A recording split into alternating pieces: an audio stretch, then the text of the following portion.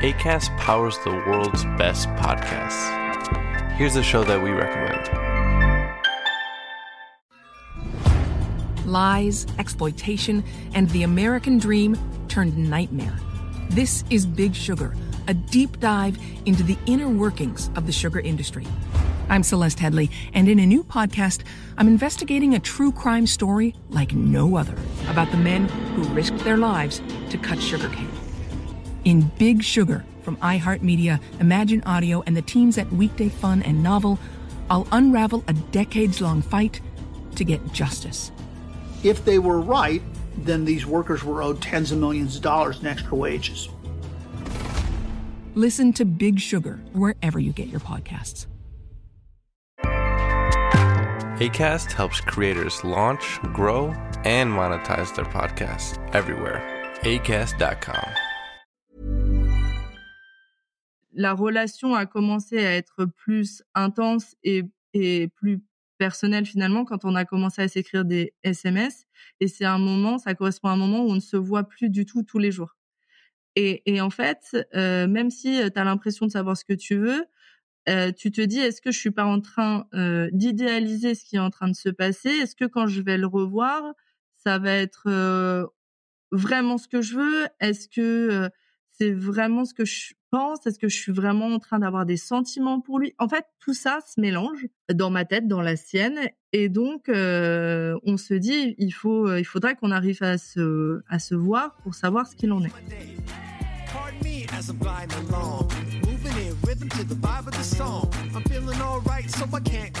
Je suis MC, la rebelle en tutu, et tu écoutes Crush, le podcast qui explore la magie des premiers jours des histoires d'amour.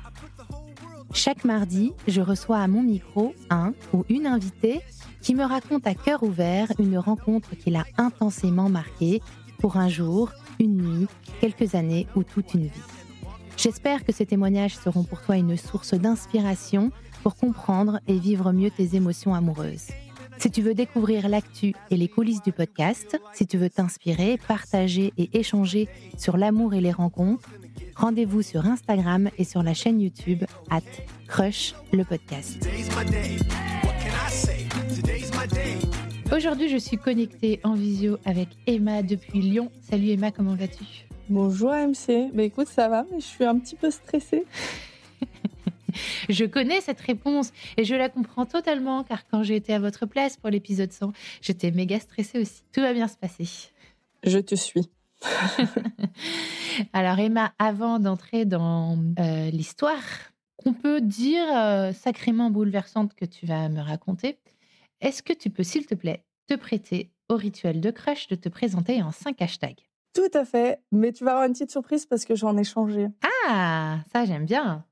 Je t'écoute. Alors, mon premier hashtag, c'est ma 8e personnalité est la plus folle et la plus cool. Alors oui, c'est un hashtag particulier. Mais à 3-4 heures du matin, quand tu es en soirée avec tes potes ou quand tu es dans ton lit et que tu n'arrives pas à dormir, c'est cette personnalité-là qui se dit « Est-ce que les pingouins, ils ont des genoux ?» Voilà, je ne sais pas si tu la connais, celle-là, mais c'est vraiment la personnalité qui se pose des questions un peu bizarres. Existentielle. Existentielle, exactement. Et du coup, pour la réponse, oui, les pingouins ont des genoux. Parce que je suis allée regarder quand même. Ok, très bien. Merci pour l'info. Deuxième hashtag, c'est être entière ou rien. Je crois que je ne sais pas vraiment faire l'un à moitié des deux. C'est ou l'un ou l'autre, mais l'entre-deux, je ne sais pas très bien faire. Le troisième, c'est hashtag Bruno Mars. Je suis une fan inconditionnelle de Bruno Mars. Je pense que j'ai un collègue à moi qui pourrait en parler. Je l'ai pendant des mois et des mois fatiguée avec Bruno Mars. Genre en mode fanatique. En fait, oui, je sais pas. C'était un des premiers albums qu'il avait sorti. Et j'étais fan et on écoutait de la musique et tout le temps. Je dis vas-y viens, on met Bruno Mars. Donc, j'ai eu la chance une fois d'aller le voir en concert. Il est assez extraordinaire. C'est vraiment un artiste, il est assez extraordinaire. Le quatrième, c'est « Il n'y a que toi qui peux avoir ce genre d'idée ». Je pense que c'est une des phrases qu'on me dit le plus souvent.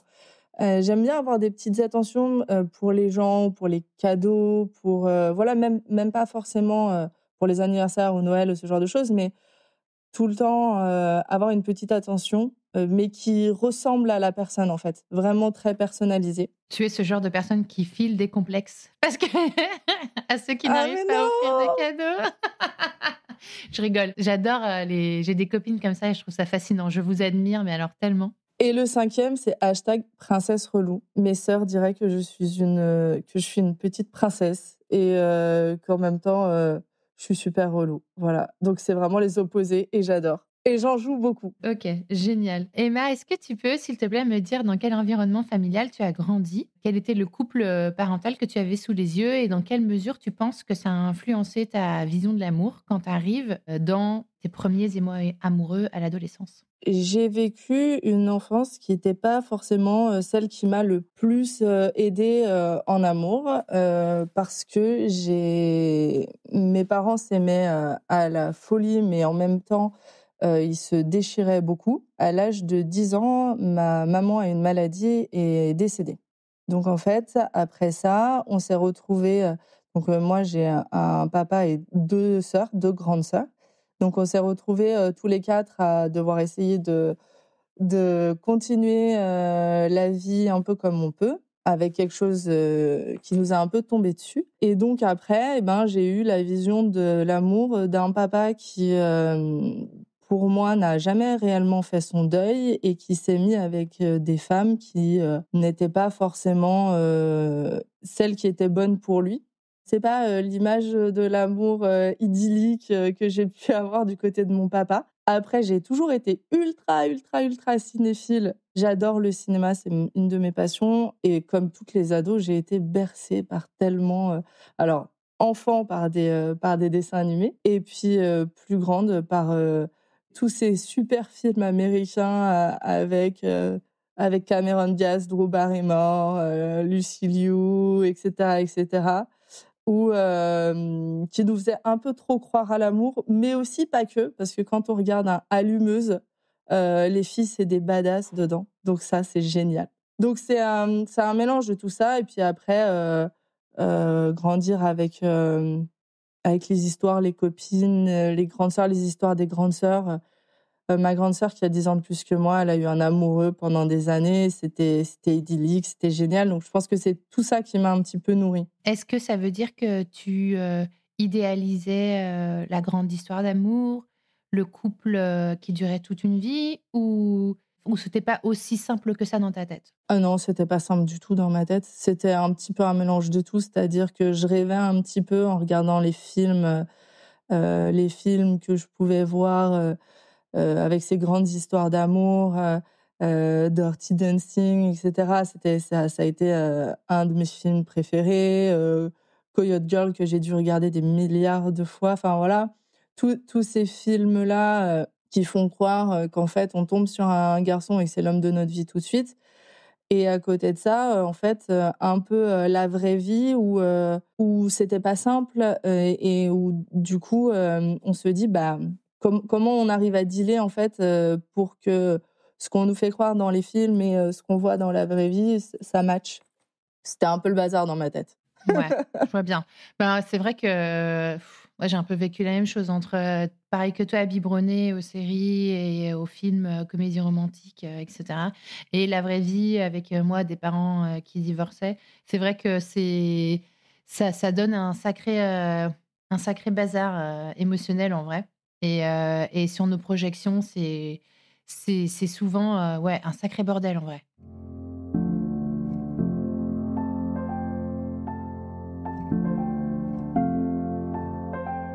On va remonter à juin 2020.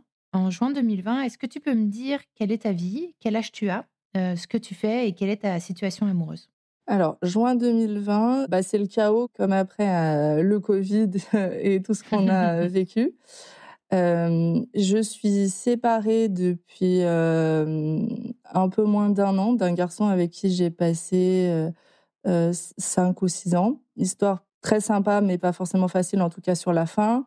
Je dois remonter encore un peu plus loin pour t'expliquer les choses, mais j'ai commencé ma vie amoureuse. J'ai eu un premier petit copain qui était extraordinaire, mais quand je l'ai quitté, je suis tombée sur une personne qui avait aussi vécu comme moi un drame dans sa vie. Je suis restée avec cette personne, sauf que cette personne était, je pense, la définition du pervers narcissique. Et cette personne, en fait, m'a frappée et violée pendant quelques années. Je pense que ça m'a donné un peu une peur de l'homme et pas très confiance en moi. Donc, il m'a fallu un peu de temps. Des années plus tard, je tombe donc sur cet homme avec qui je me mets. On reste 5-6 ans ensemble. Et puis un jour, en fait, je me réveille et je me dis, en fait, j'y arrive plus, je sais pas pourquoi. Et donc, je quitte cet homme. Je t'ai expliqué l'histoire que j'avais vécue avant parce que je pense que ça a un rapport de se lever un matin et de se dire, en fait, je sais pas, je suis plus à ma place, j'y arrive plus et je ne sais pas vraiment pourquoi parce que j'aimais cet homme et voilà. Et je n'avais pas enfin, quand il m'a dit, mais pourquoi, je n'avais pas d'explication à lui donner. Donc, on s'est séparés quelque temps, puis on a fini par se remettre ensemble. Ça se passait bien, sauf qu'un jour, je vais chez lui et il me dit, bah, écoute, Emma, faut qu'on ait une discussion parce que je sais que toi, dans ta vie, un jour, tu voudras des enfants. Et moi, je crois qu'en fait, je n'en voudrais jamais. Donc ça, bon, début de discussion qui, en fait, sonne aussi comme une fin de discussion puisque tu ne peux pas demander à quelqu'un qui ne veut pas d'enfants d'en avoir et c'est très compliqué de demander à quelqu'un qui veut des enfants de ne pas en avoir. Donc en fait, on s'est pris dans les bras et on s'est dit que c'était la fin de notre histoire. Donc ça, c'était en 2019. Suite à ça, j'ai un nouveau travail dans le cinéma. Et donc, malheureusement, Covid arrive et au mois de mars, le cinéma ferme. Donc, je suis célibataire. Le cinéma ferme. J'apprends, c'est très peu de temps après, que finalement, cet homme-là qui voulait pas d'enfant s'est remis avec une personne et que cette personne est enceinte. Douloureux ça, très douloureux j'imagine. Ouais, très douloureux. Et donc, en fait, à se poser des questions. Est-ce que c'était moi le problème? Parce que s'il va être papa avec une autre femme, c'est que potentiellement le problème, c'était moi. Ou qu'il n'a pas été complètement honnête avec toi au moment de cette discussion? Je saurais quelques années après que c'était pas aussi simple et que c'était pas forcément c'est une petite fille surprise qui est arrivée, voilà. Mais sur le moment, je ne le sais pas et donc c'est pas simple à passer. On est en plein confinement, voilà, donc pas une période très simple. Et puis bon, comme je suis dans le cinéma, c'est d'autant plus compliqué qu'on ne sait pas où est-ce qu'on va et quand est-ce qu'on va pouvoir rouvrir. Et là, j'ai donc ma deuxième sœur qui travaille dans une entreprise. Et l'entreprise, en fait, à ce moment-là, n'avait pas de site Internet. Donc, pendant le Covid, ils continuaient à travailler pour créer le site Internet pour pouvoir, en fait, faire de la vente en ligne. Et elle me dit, bon, vu que tu t'ennuies chez toi, est-ce que tu veux pas venir travailler avec moi, m'aider sur des choses? Ok. J'y vais, je travaille un peu avec elle. Et en fait, son patron, que je connaissais déjà d'avant, me voit travailler un peu avec elle. Et puis un jour, me dit, dis donc la gamine, j'ai une proposition de travail à te faire. Viens tel jour, on en parle. Donc j'y vais et il me propose un nouveau taf. Et ce nouveau taf, je le commence en juin 2020. Ok, donc après Covid. Après Covid. Enfin, après le premier confinement, on va dire. Pas après Covid, mais après le premier gros confinement, ouais. Totalement. Et donc, on en est là. En juin 2020, on en est là. On est le 15 juin 2020 et j'arrive, en fait, dans cette entreprise et c'est mon premier jour dans cette entreprise. Ce matin-là, j'ai rendez-vous à 8h30 avec le DG de la société. Et quand j'arrive, en fait, le DG est au téléphone. Il y a un autre homme qui est là et qui me dit tu veux un café? Parce que V, le directeur, il est au téléphone, il m'a dit qu'il fallait que je m'occupe de toi le temps qu'il soit dispo. Ok, donc du coup, je prends ce fameux café. Mais en fait, j'ai le hashtag princesse relou, on y revient. C'est-à-dire que j'ai été, mais tellement pas sympa. Enfin, j'avais rendez-vous avec le DG, j'avais pas rendez-vous avec lui. Enfin, je l'ai à peine calculé, quoi. Et puis après, le DG arrive et lui s'en va. Donc je ne sais pas vraiment. Enfin, il m'explique vite fait qui il est, mais enfin voilà, peu importe. Enfin, dans ma tête, il y a pas de sujet en fait. C'est un peu après que je vais me rendre compte de qui il est, puisque j'ai en fait un planning de formation dans cette nouvelle société et je passe beaucoup de temps avec lui parce que il va être donc il fait le même job que moi dans cette société, mais il va être mon formateur pour les logiciels, les choses, enfin plein de choses à savoir là-bas, rien de très sympathique. Mais je vais du coup passer beaucoup de temps avec lui. Beaucoup de temps avec lui. Et plus je vais passer du temps avec lui, plus je vais me rendre compte qu'en fait, on se marre un peu comme des bossus tous les deux, que on est hyper complices. En fait, il y a une relation qui va se mettre, s'installer entre nous, mais comme si on était des gamins. Vraiment comme si on était des gamins. Mais sans aucune arrière-pensée, vraiment, c'est juste, on s'entend super bien. Moi, à chaque fois que j'ai une question à lui poser, je vais lui poser. Il est toujours là pour répondre, pour me répondre. Lui, régulièrement, il vient dans le bureau où je suis avec une collègue que je vais remplacer. Et on se marre et tout se passe bien. Est-ce que tu en sais un peu plus sur ce... Tu veux nous en dire un peu plus? Cet homme, il ressemble à quoi? T'es mystérieuse. C'est vrai. Du coup, cet homme s'appelle Anthony. Il est, je sais pas, il est pas excessivement grand. Il fait, je pense, 1m70, 75. Il est brun. Il a les yeux foncés. Enfin voilà, c'est pas. Je sais pas comment dire. Cet homme, il a un super sourire. Il a des yeux hyper rieurs. Il a des petites taches de rousseur. Je sais pas. Il est super mimi, super mignon, super chou. Et tu t'entends bien avec lui? Je m'entends super bien avec lui. Mais en fait, il y a rien de fou là-dedans. Juste, on s'entend hyper bien. Il y a d'autres collègues puisque on est plusieurs à faire le même job. On est acheteurs, donc on est plusieurs acheteurs à faire le même job. Je suis la seule fille à ce moment-là acheteuse au milieu d'autres garçons. Et on commence à installer, du coup, cette relation tous ensemble, de collègues, hyper forte avec ce Anthony et un peu moins forte, mais tout aussi sympathique avec les autres. On se fait des petits apéros, etc. On rigole, on apprend à se connaître vraiment. Et donc, on passe des moments comme ça. L'entreprise où on est, en fait, ils ont aussi un restaurant et un rooftop. Et le vendredi soir, le rooftop est ouvert. Donc, on est en plein été, le rooftop est ouvert. Et donc, on va souvent boire un verre le vendredi soir là-bas, juste pour décompresser un peu de notre semaine. Et un vendredi soir, en fait, le fameux Anthony me dit « Oui, allez-y, j'arrive, je vous rejoins ». Et puis finalement, il m'envoie un message en me disant « Je suis désolée, je rentre, je peux pas rester parce que Anthony est marié, il doit rentrer, sa femme l'attend ». Donc je lui dis « Ok, pas de souci ». Et je lui dis « Mais t'es sûre, ça va bien ?» Parce que j'avais l'impression qu'il n'était pas au top. Et il me dit « Oui, t'inquiète pas, merci ». Puis en fait, il me fait tout un texto hyper mignon en me disant qu'il fallait, parce que j'avais eu 2-3 soucis dans le travail, en me disant qu'il fallait que je croie en moi, que j'étais une super personne et que j'allais y arriver. Et en fait, ce texto m'a fait un peu tilt parce que, je sais pas, c'était tellement mignon, tellement gentil, alors qu'on se connaissait très peu. Et du coup, je me suis dit, je sais pas, ça m'a fait un petit tilt. Mais sans vraiment plus y penser que ça, mais ça m'a fait un tilt. Les semaines passent et à un moment donné, donc on arrive fin juillet, juste avant qu'il prenne ses vacances. Et en fait, il me dit qu'il prend des vacances et qu'il va prendre 15 jours de vacances. Et là, il y a un soir, je ne sais pas pourquoi, je ne peux pas dire pourquoi, mais en pensant à ça, en pensant au fait que je ne vais pas le voir pendant 15 jours, ça me dérange. En fait, aller au travail sans qu'il soit là, ça me dérange. Et j'avais jamais pensé à ça de cette façon, en fait, d'aller au travail sans lui. Mais en fait, je me rends compte que là, le matin, quand je me prépare parce que je suis hyper joyeuse d'aller au travail, parce que je sais que je vais le voir et que je vais passer un super moment, etc. Je me dis, dis donc, c'est bizarre un peu quand même. Et comme je suis quelqu'un d'entière, je veux un peu évacuer ça. Et là, je lui dis, écoute, ça te dit pas qu'on mange ensemble un midi pour faire un peu plus connaissance? Parce que pour le coup, on se voit tout le temps, mais jamais que tous les deux ou quoi, parce qu'il y avait toujours du monde, etc. Et je lui dis, pour apprendre à faire connaissance, ça peut être sympa, ça te dit qu'on aille manger ensemble. Comme je l'ai dit, l'entreprise, en plus, avait un restaurant. Et donc, on va manger à ce restaurant-là tous les deux. Donc, en fait, avec plein de collègues autour, puisqu'au final, les collègues mangeaient des tables à côté, le PDG était pas loin, etc. Mais on se met à une table tous les deux en tête-à-tête.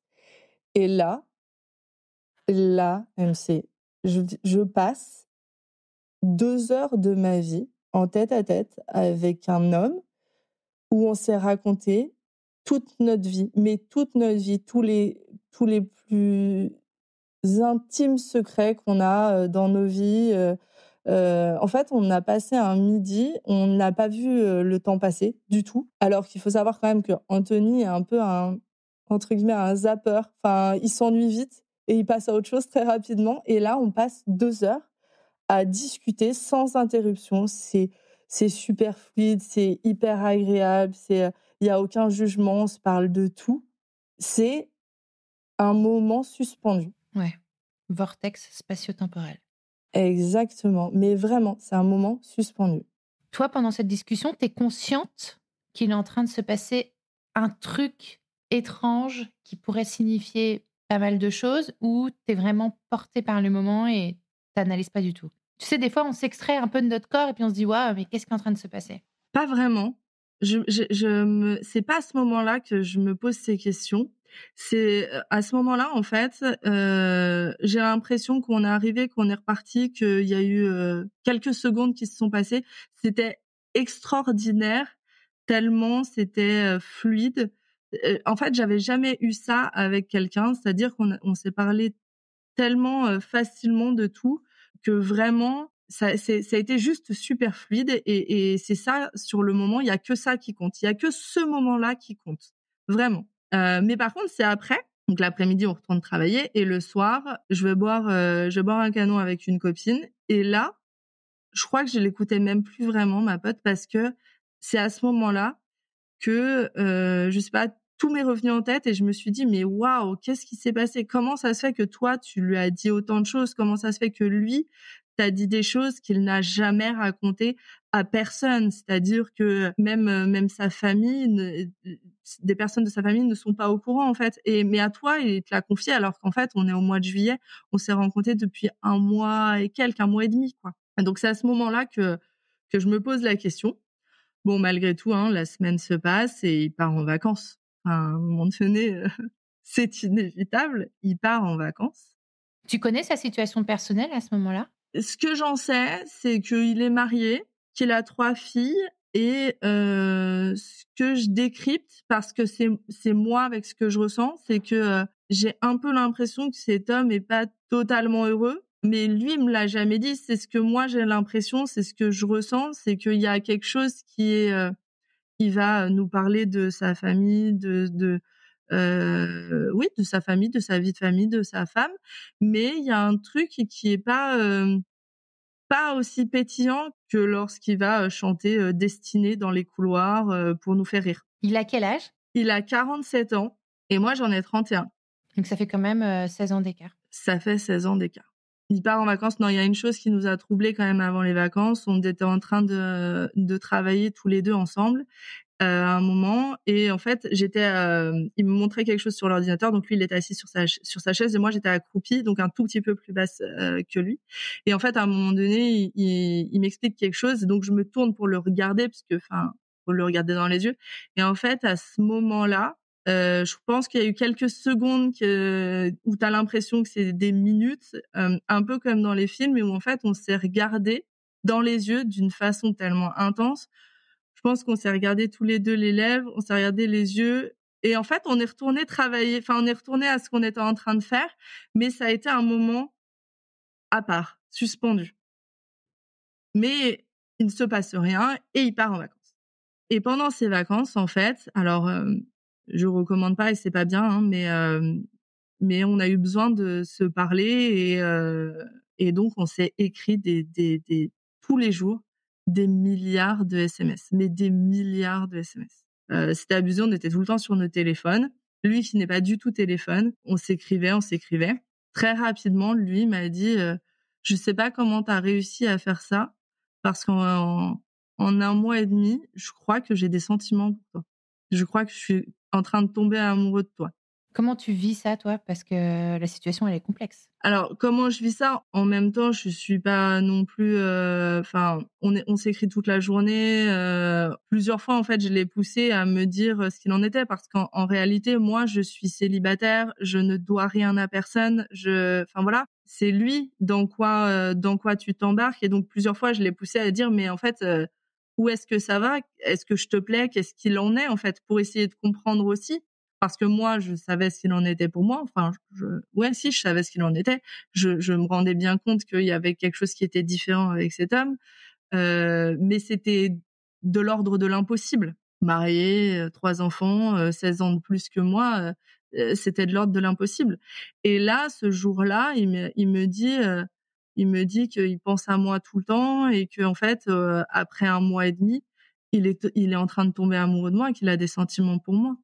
Qu'est-ce que tu lui réponds? Que je suis troublée, que je pense que moi aussi, j'ai des sentiments pour lui, mais en fait, la relation a commencé à être plus intense et plus personnelle finalement quand on a commencé à s'écrire des SMS, et ça correspond à un moment où on ne se voit plus du tout tous les jours.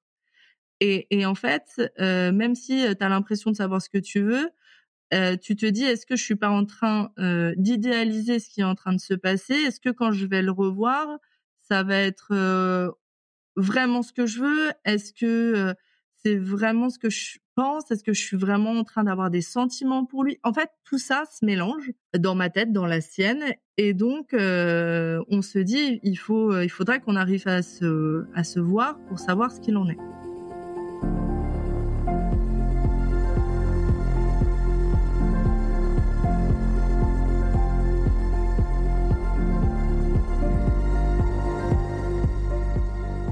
Donc lui, il passe ses vacances, il rentre de vacances. Moi, je partais en vacances très peu de temps après. Mais on arrive quand même à se caler une soirée tous les deux. Donc là, on se dit, voilà, on va passer une soirée tous les deux. Le fait de se voir va sûrement nous aider à y voir plus clair dans ce qu'on ressent, etc. Donc, comme ce matin, juste avant d'enregistrer le podcast, je suis hyper stressée à l'idée de le revoir. Je me mets sur mon 31. Lui me dit: «Écoute, j'ai réservé un restaurant hyper mignon dans un endroit à Lyon, etc.» OK, pas de souci, on se donne rendez-vous. Il arrive en avance, lui aussi me dit qu'il est hyper stressé. Et là, on s'assied tous les deux en terrasse. Les quelques premières minutes sont un peu on sait pas trop, c'est un peu compliqué, et en fait très rapidement ça revient et on reparle avec une fluidité folle. Quand on se regarde, on sait qu'en fait on s'est pas trompé, qu'on n'a pas inventé cette semaine et demie de SMS et tout ce qu'on a pu se dire, qu'il y a vraiment quelque chose qui est en train de se passer entre nous. Et là, pause make-up, etc. pour moi, pause toilette, etc. Je pars aux toilettes et en fait, en revenant, je lui laisse même pas le choix, je l'embrasse. À ne pas faire, hein, il est pas disponible, donc enfin voilà. Mais notre premier baiser, je l'embrasse en revenant. Il s'y attend pas et en fait, c'est extraordinaire. C'est sur cette petite terrasse, il fait une chaleur à crever, on est en pleine canicule, mais c'est juste magique. On demande l'addition et puis en fait, on va se balader dans les rues de Lyon à ce moment-là. On se tient la main, on est bras dessus, bras dessous. Le truc un peu cucu, tout est beau, tout est rose, quoi. Toi, tu te poses des questions à ce moment-là ou t'es à l'aise, complètement à l'aise avec la situation? Encore une fois, je vis le moment et je vis le moment présent et en fait, je me pose pas trop de questions sur ce qui va se passer. Je suis juste en train de vivre le moment et de me dire: «Oui, t'as pas inventé tout ça et il y a réellement quelque chose qui est en train de se passer entre vous». C'est après que je vais me poser des milliards de questions, mais et cette soirée, enfin ce moment se passe et puis je lui dis: «Bah si tu veux, j'habite pas loin, si tu veux, viens, on va à la maison, on prolonge un peu» parce que oui, la nuit commençait à passer et pour le coup, les bars commencent à fermer, à moins de vouloir partir en boîte de nuit, ce qui n'était pas notre cas, voilà. Donc il me dit: «OK, pas de souci, je te suis» et là, mais rebondissement de fou, c'est-à-dire que j'arrive chez moi, je gare ma voiture, je rentre et tout, et là, pas de nouvelles de lui. OK, je l'appelle, téléphone éteint. OK, je lui envoie un message, ça n'arrive pas. Et là, je me dis: «Bah, en fait, entre le moment où on s'est quitté, le moment où il est rentré dans sa voiture, il a changé d'avis. Un gros coup de panique et tout ça, il a changé d'avis et tout». Et en fait, je suis mélangée entre, «Mais tu es trop bête, ma pauvre fille» et «Comment ça va se passer, genre, lundi quand il va revenir au travail?» et «Mais quel gros con!» Et je rentre chez moi, je commence à me démaquiller et tout, je suis super énervée, etc., etc. Une demi-heure se passe, 30 minutes se passe, 45 minutes se passent. Là, je reçois un message. Il me dit, bah, t'es où? Je dis, comment je suis où? Bah, je suis chez moi, je suis démaquillée, je suis à deux doigts de me mettre en pyjama. Et toi, t'es où? Il me dit, bah, je cherche ta porte d'entrée. Je dis, quoi? En fait, ce qu'il faut savoir, c'est que gros problème de téléphone. Son téléphone a bugué pendant 30-45 minutes. Lui, il était dans la résidence en train de tourner et avec aucun moyen de me contacter. Et il ne savait pas à quel numéro j'étais, rien du tout. Donc forcément, je redescends, j'étais démaquillée, genre à moitié en train, prête pour aller me coucher, quoi. Et en fait, on passe la soirée, on discute, la nuit, on discute, on passe un super moment, on se réembrasse et il part à 3 ou 4 heures du matin, il repart chez lui. Et là, moi, on ne se revoit pas pendant 4 jours parce que je pars entre copines dans le sud passer mes vacances. Sauf que entre copines et avec ma sœur. Ma sœur qui travaille avec nous, qui sait qu'il est marié avec 3 enfants, et je ne peux pas lui en parler. Sauf que je suis tellement discrète qu'en fait, pour aller dans le sud, on passe devant un bled où il habite. Et là, elle me dit, ah, bah, attends, on s'arrêterait pas voir Anthony, ça peut être drôle. Et en fait, elle le fait exprès parce qu'en fait, elle a compris qu'il se passait quelque chose et que c'est pour voir ma réaction. Et tu réagis comment? Je lui dis, oh, bah, tu sais, il est en vacances, donc ça sert à rien, on va trouver la porte fermée. Hein. Mais, enfin, très calme ou quoi, mais voilà, on passe des super vacances. Anthony et moi, on continue à s'envoyer plein de messages. Vacances, moi, c'est 4 jours, hein, parce que comme je venais de rentrer dans l'entreprise, j'avais pas beaucoup de vacances. Et là, le samedi soir, il me dit, Emma, en fait, j'en peux plus, je suis pas ce mec-là, je veux pas être ce mec-là. Je vais tout quitter. Et là, je dis, ben non, mais en fait, surtout pas, surtout ne quitte pas tout et surtout ne le fais pas pour moi. Enfin, vraiment, non, ne fais pas ça. Et on discute, il me dit, non, mais en fait, Emma, t'as pas compris. Je le fais pas pour toi, je le fais pour moi parce que je pense qu'en fait, on s'est mis très jeune avec ma femme ensemble, qu'on a vécu une très belle histoire, mais qu'en fait, on a grandi un peu de façon différente et qu'aujourd'hui, on n'est plus sur la même longueur d'onde, que l'un et l'autre, on n'a pas mis d'une autre pour peut-être continuer à avoir envie d'être ensemble. Et aujourd'hui, il n'y a rien de dramatique dans notre couple. On ne s'engueule pas, voilà, il y a rien de fou, mais en fait, on vit côte à côte l'un et l'autre. On fait aussi ça pour nos filles, mais moi, ça me va plus. J'ai plus envie de ça, donc j'ai envie de vivre. Il me dit, grâce à toi, en fait, tu m'as fait, tu me fais vivre, tu me fais être plus jeune, tu me fais avoir envie d'avoir des projets, d'avoir voilà. Et il me dit, je vais quitter ma femme, je ne le fais pas pour toi, mais si tu veux de moi, on peut peut-être essayer quelque chose. Je dis bon, c'était le samedi en août, je sais pas, le 16-17 août, quelque chose comme ça. Et on se connaissait depuis le 15 juin. Je dis bon. Il s'était véritablement pas passé grand-chose entre vous. Ouais. Non, il s'était rien passé entre nous. En fait, c'est ce que je lui ai dit. Je lui ai dit, en fait, tu quittes 25 ans de ta vie pour un baiser et des textos. Enfin, il me dit, non, Emma, je quitte 25 ans de ma vie parce que je le veux, parce que oui, tu as été un déclic, mais que c'est quelque chose que j'aurais dû faire avant, que j'ai été un peu lâche d'attendre ce déclic, mais que j'aurais dû le faire avant. Donc, je lui dis, écoute, si c'est ta décision et que tu ne le fais pas pour moi, tu fais comme tu veux, j'ai pas de souci avec ça. Tout ça par message? Tout ça par message. Bah, après, on s'appelait aussi ou on se faisait des FaceTime, mais non, là, je pense qu'on a dû s'appeler pour se dire les choses. Comment tu vis ce moment-là? Est-ce que ça te fait du bien? Est-ce que ça te fait te poser beaucoup de questions? Est-ce que tu es perdue? Comment tu te sens? Alors déjà, j'ai dit à ma sœur ce qui se passait. J'ai partagé pour qu'on puisse en fait en discuter parce que j'étais avec ma sœur et une de mes meilleures amies et donc j'avais besoin qu'on en discute. J'ai peur. En fait, c'est un peu tout qui est mélangé. J'ai peur parce qu'en réalité, ça fait quand même au moins 2 ans ou 2 ans et demi que je vis seule, puisque même quand je m'étais remis avec le garçon, je ne voulais pas revivre avec. J'avais besoin de vivre seule. Donc ça fait déjà 2 ans et demi que je vis seule, que j'aime bien ça, que j'ai besoin de mon espace. Et là, j'ai l'impression un peu d'étouffer sur le moment parce que je me dis, waouh, ça va vite. Et puis, est-ce que vraiment il y a une histoire qui va découler de ça? Enfin, ça veut dire aussi, en fait, quand on prend un homme avec 3 enfants, c'est qu'on prend pas que l'homme, on prend un homme avec ses 3 enfants, avec son passé. Et en même temps, je me dis, ouais, cet homme est assez extraordinaire. Il est génial. Enfin, on n'est pas dans une énième histoire de mec qui trompe sa femme pendant des années, d'une maîtresse qui attend son tour. Enfin, on est sur une personne qui a envie d'être un homme bien pour lui, mais aussi pour sa femme, pour moi, pour ses filles. Donc en fait, c'est tout ça qui se mélange. À ce moment-là, c'est tout ça qui se mélange. En même temps, pour l'instant, il ne l'a pas fait. Il m'a juste dit qu'il allait le faire. Et en fait, je me lève le dimanche matin et j'ai juste un message qui me dit c'est fait.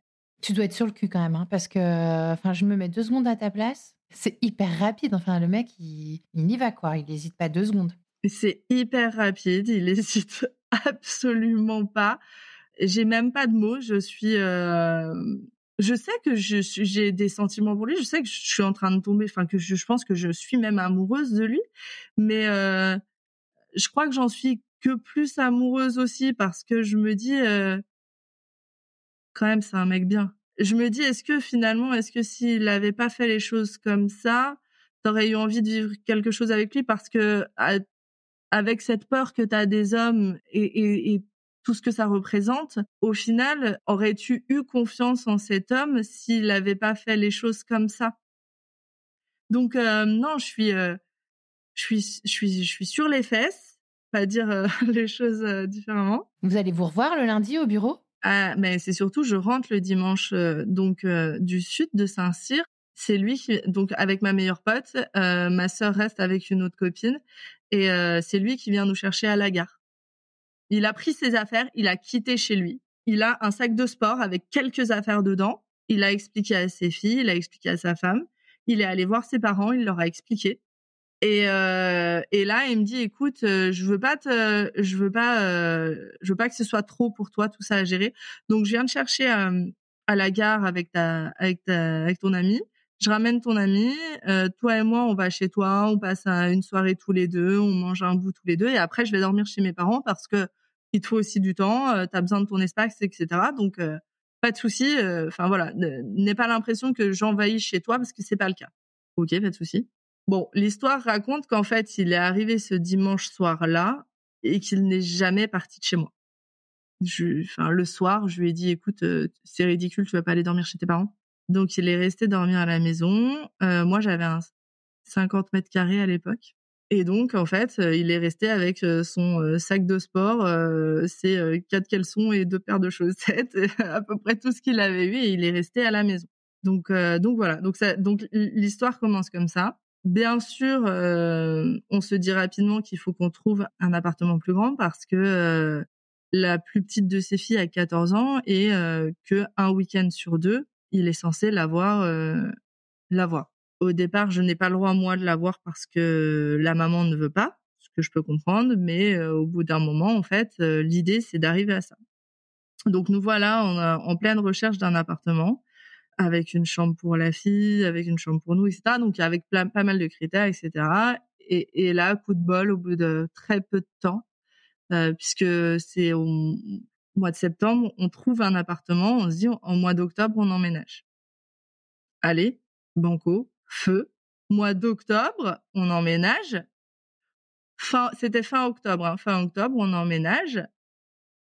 Et génial, un super appart, 2 chambres, etc. C'était génial, hein. Voilà. Donc on est au mois d'octobre, on s'est mis ensemble finalement fin août, on est fin octobre, on emménage dans cet appart. Et le lundi, je suis en train de faire le ménage dans mon autre appart que je dois rendre. Et je vais faire 2-3 courses. Et là, il y a un truc qui me chafouine. Donc j'achète un test de grossesse. Un test de grossesse que je fais pour le détail débile, mais quand même, qui vaut un petit peu son pesant de cacahuètes dans les toilettes de Carrefour, quoi. Ouais. Glam. Ok. Glam. Tu peux pas attendre pour faire un test de grossesse. T'es toujours obligé de le faire au moment où tu l'as dans les mains. C'est impossible d'attendre. Où tu l'achètes. Donc, truc hyper glam. Je reviens dans mon petit appart qu'on était en train de nettoyer. Je le regarde. On venait de déménager le week-end d'avant, donc la veille. Je lui dis Anthony, non, je lui dis Chou parce que je l'appelle Chou. Je lui dis Chou, l'appart il va être trop petit. Donc, il me regarde, l'air de dire, mais qu'est-ce qu'elle dit, la fada? Je dis, oui, l'appart, il va être trop petit. Tu vas être papa. Mais il m'a rien dit. Enfin, mais vraiment, mais il m'a pris pour une folle, quoi. Et donc notre fils s'est niché dans mon ventre à ce moment-là. Je l'ai appris fin octobre. Aussi, pour la petite histoire, sa date de terme à mon fils était le jour de l'anniversaire de ma maman. Au départ, c'était ça. Bon, il est arrivé un peu en avance. Il est arrivé quand même le jour de l'anniversaire de ma meilleure amie avec qui j'étais dans le sud, qui a tout suivi de notre histoire avec Anthony. Ok, mais vous en aviez parlé du fait de faire des enfants ensemble? Parce que lui, j'imagine que 47 ans, 3 grands-enfants et tout, il avait envie de... Parce que là, tu lui annonces comme ça, mais vous en aviez parlé? Ce n'était pas prévu qu'on ait un enfant là comme ça rapidement. Pour autant, dans les discussions qu'on avait eues, et je pense dans la première discussion qu'on avait eue quand on était en tête-à-tête tous les deux ce fameux jour avant les vacances, c'est des questions qu'il m'avait posées sur lesquelles, en fait, déjà, il avait compris pourquoi je m'étais séparée de mon ami avant lui. Et du coup, vraiment, c'était une des choses que je lui avais dit, donc il l'avait compris de suite. Et on en avait reparlé pendant nos milliards de SMS, pour te dire. On avait même échangé, genre, t'aimes bien ce type de prénom, ce petit de prénom, etc. Donc on en avait parlé. Et pour lui, de toute façon, il n'aurait jamais rien testé avec moi s'il n'était pas sûr de revouloir un enfant, parce que il m'a toujours dit, je peux pas te faire ça. Je sais que tu voulais des enfants, donc voilà. Mais c'était pas du tout prévu que ça arrive à ce moment-là. On n'avait jamais essayé ou quoi que ce soit, donc c'est vraiment bébé surprise à ce moment-là. Je suis complètement sur le cul, moi, avec ton histoire. Je suis là comme ça, j'arrive pas à réagir. En fait, je suis là, ah ouais, non mais c'est dingue. Je me dis, putain, mais c'est incroyable. Comment dire, toi, quand tu repenses à cette période, tu vois quoi? T'as absolument... je suis désolée de reposer la question, mais je pense que c'est essentiel aussi pour comprendre les enjeux psychologiques auxquels on est confronté dans ce genre de situation. Encore une fois, absolument sans aucun jugement de ma Bien part sûr. vis-à-vis de votre histoire. Est-ce que tu as des interrogations? Est-ce que tu as des doutes? Est-ce que tu flippes? J'ai tout ça. J'ai tout ça parce qu'en fait, déjà, bon, ça c'était déjà fait au moment où je sais que je suis enceinte, mais à un moment donné, il a fallu quand même que je dise à mon père que j'étais tombée amoureuse d'un homme qui a pratiquement autant de différence d'âge avec lui qu'avec moi. Pas simple, parce que moi, je sais ce que c'est que d'avoir des belles-mères dans sa vie, et que mes belles-mères, je les ai à peu près toutes détestées. Qu'en fait, j'ai pas envie d'être cette personne. J'ai envie, je sais ce que je n'ai pas aimé chez ces femmes. Je sais qu'elles n'ont jamais été compréhensives, douces, en tout cas qu'elles se sont pas intéressées à moi comme elles auraient dû, et que j'ai pas envie d'être cette personne. Mais est-ce que je vais être à la hauteur de ces filles, de leurs attentes? Elles ont quel âge, ces filles? Tu m'as dit que la petite, elle a 14. Celle du milieu, elle venait d'avoir 19 ans au mois de juin. La grande, elle avait 21. Donc par rapport aux filles, est-ce que je serais à la hauteur? Malgré tout, et je le comprends totalement, passer aussi une période qui peut être plus ou moins longue selon les gens, mais de colère, enfin, de son ex-femme. Mais ce qui a de logique. En fait, aujourd'hui, je suis the cliché pour elle et pour les gens de son entourage. C'est-à-dire, et même pour Anthony, ça n'a pas été simple, parce qu'en fait, il y a plein de gens, dont son meilleur ami, qui n'ont pas compris, parce que tu tombes dans le cliché. C'est quoi cette crise de la cinquantaine en avance, ou de ta quarantaine en retard? Enfin, c'est quoi? Alors, j'ai jamais été son assistante, mais au final, je suis la petite nana de 16 ans de moins que lui qui arrive. Tu pètes un câble, gars, qu'est-ce que t'es en train de faire? Et puis, dans l'autre sens, son ex-femme qui dit, mais cette petite, et on taira les mots, mais on peut pas lui en vouloir. Je ne peux pas lui en vouloir, parce que si je me mets à sa place, comment je réagis? Après aussi, de se dire comment les filles vont réagir, parce que quand on voit un de ses parents malheureux, eh ben on en veut aussi à la personne, et souvent ça a été à moi, ça a été aussi à leur papa. Donc en fait, je me suis dit, est-ce que je serais à la hauteur pour gérer tout ça? Et il y a eu des périodes où ça a été très compliqué, et où je me suis dit, en fait, t'es pas une bonne personne. t'as pas le droit de faire ça et t'es pas une bonne personne. Ça, c'est tout le côté un peu négatif. Et après, il y a aussi une chose qu'il faut pas oublier, c'est qu'en fait, on ne sait pas de qui on va tomber amoureux. Je n'ai pas fait exprès de tomber amoureuse de cet homme-là. Et lui de moi.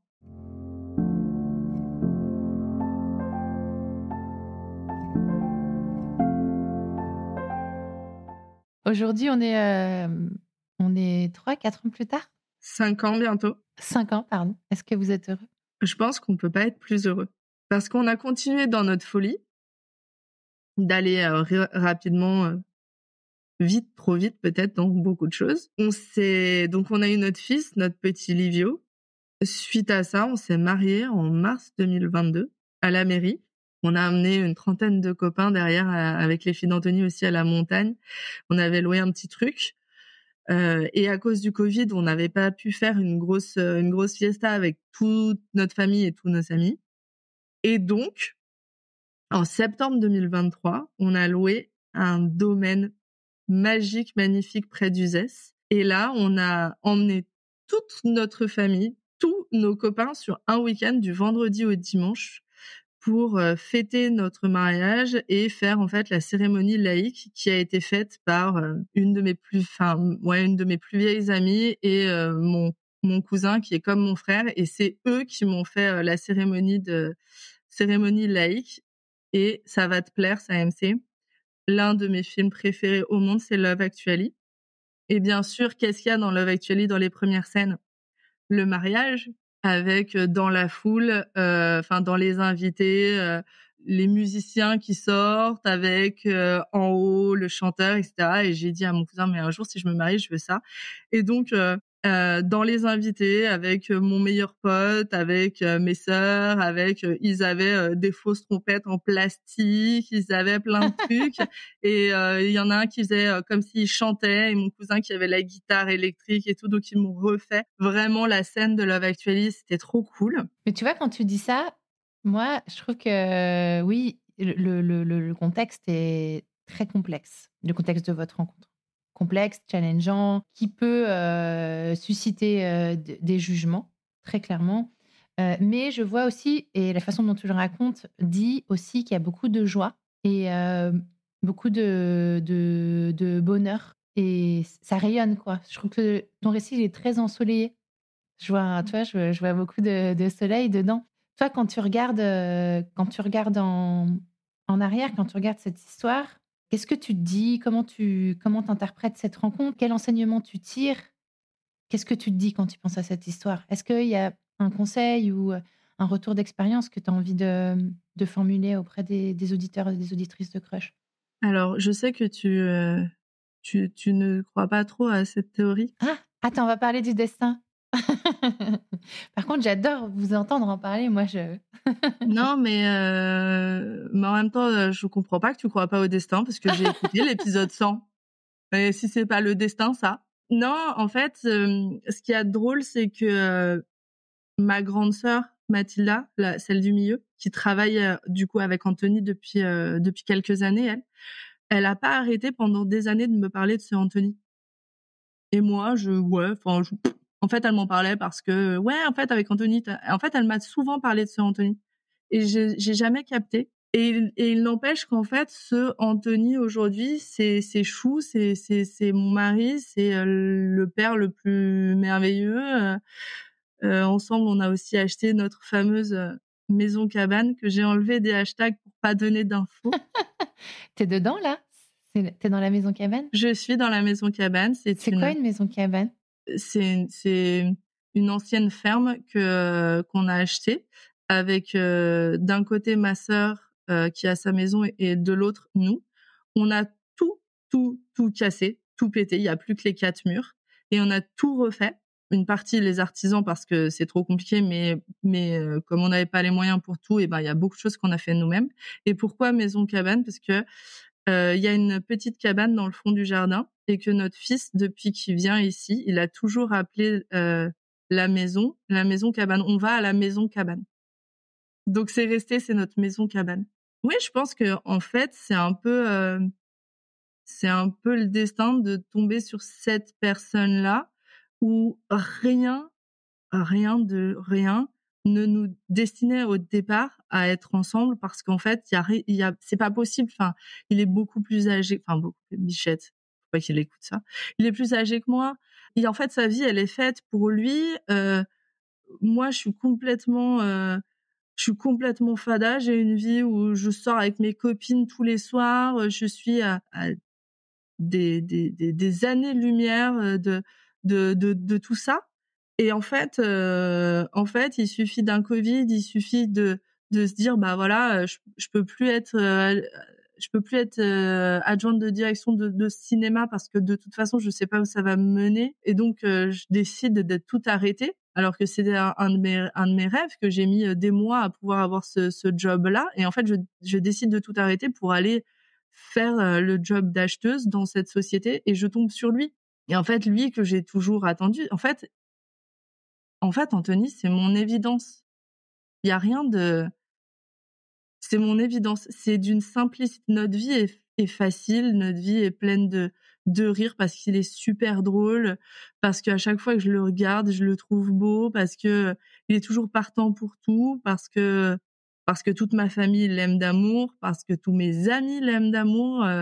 Notre vie, elle est toujours remplie de gens parce qu'on aime ça. On s'est rencontrés parce que c'est une évidence d'être ensemble. Il n'y a pas deux personnes plus faites pour être ensemble que lui et moi. Est-ce que tu veux donner Est-ce que tu as un petit conseil ou pas? Tu as réfléchi? S'écouter. S'écouter même si tout est contre nous. S'écouter même si on a l'impression d'être la méchant ou le méchant de l'histoire. Parce que, encore une fois, aller en l'encontre de ça alors qu'on n'a qu'une seule vie. Et bon, les événements de ma vie ont fait que je suis bien au courant. On n'a qu'une seule vie. Donc il faut la vivre, il faut s'écouter et il faut aller au bout des choses. Parfois, ça va nous amener pas très loin. Et parfois, ça va ouvrir des perspectives immenses. Est-ce que tu veux glisser un petit mot à Anthony? Je crois qu'il sait tout, mais Chou, je t'aime de l'amour et tu resteras toujours mon évidence. Merci Emma, pour ton témoignage. Merci MC.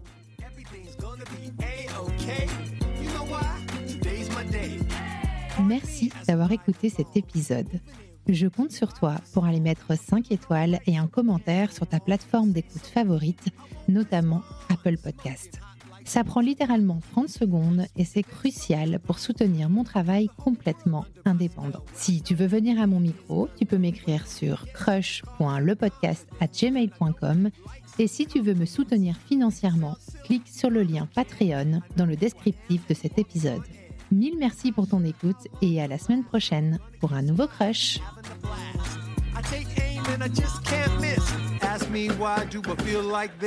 What can I say? Today's my day.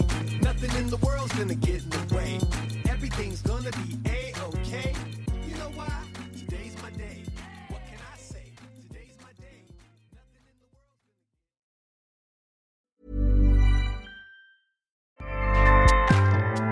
Acast powers the world's best podcasts. Here's a show that we recommend. Lies, exploitation, and the American dream turned nightmare. This is Big Sugar, a deep dive into the inner workings of the sugar industry. I'm Celeste Headley, and in a new podcast, I'm investigating a true crime story like no other about the men who risked their lives to cut sugarcane. In Big Sugar from iHeartMedia, Imagine Audio, and the teams at Weekday Fun and Novel, I'll unravel a decades-long fight to get justice. If they were right, then these workers were owed tens of millions of dollars in extra wages. Listen to Big Sugar wherever you get your podcasts. Acast helps creators launch, grow, and monetize their podcasts everywhere. Acast.com.